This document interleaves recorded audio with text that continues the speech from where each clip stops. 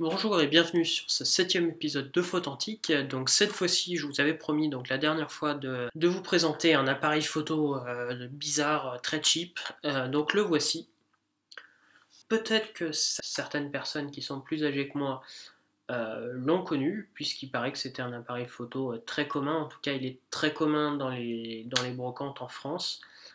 C'était un appareil photo donné en cadeau pour l'achat d'une 4L, si mes souvenirs sont bons, et il était aussi offert dans certains paquets de céréales et dans un numéro de Pif Gadget. C'était un appareil photo très peu cher qu'on trouvait facilement. Donc c'est un appareil photo que j'ai trouvé aussi à la foire de la photo à Lyon l'année dernière. C'est un appareil photo qui a été fabriqué à Lyon, à l'usine Fexindo, usine qui n'existe plus maintenant. C'est un appareil photo qui prend des pellicules 127. Donc il faut savoir que l'appareil photo m'a coûté 3 €, la pellicule m'a coûté 10 €. Les pellicules ne sont plus fabriquées depuis 2013. J'espère que Rolei va se remettre à fabriquer des pellicules.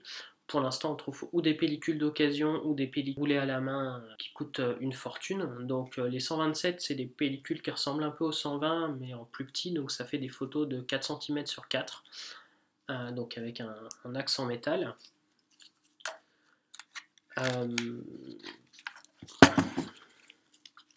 Donc voici la forme de la pellicule. Donc ici, j'ai pris de la Verichrome Pan.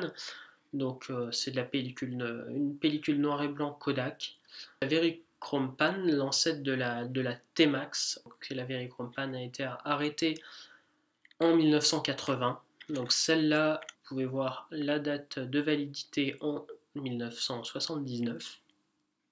C'est pour ça que les photos, j'ai un certain nombre de points dessus. Il y avait des champignons sur la pellicule. Je ne sais pas où est-ce qu'elle a été conservée et comment.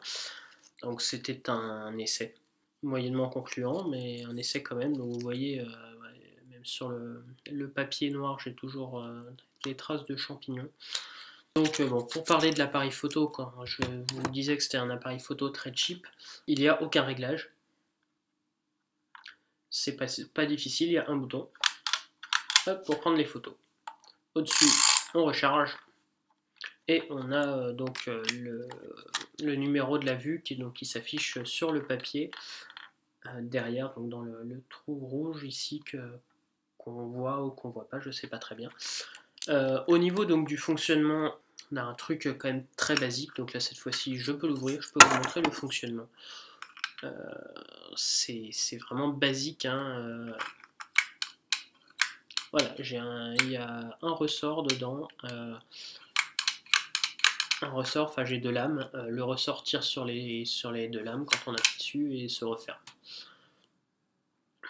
Le viseur, bon, donc ils ont quand même mis un bout de plastique.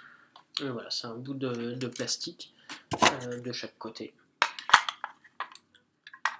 Et l'optique, c'est une optique ménisque, c'est juste une lentille, donc c'est l'équivalent des appareils photo jetables les moins chers.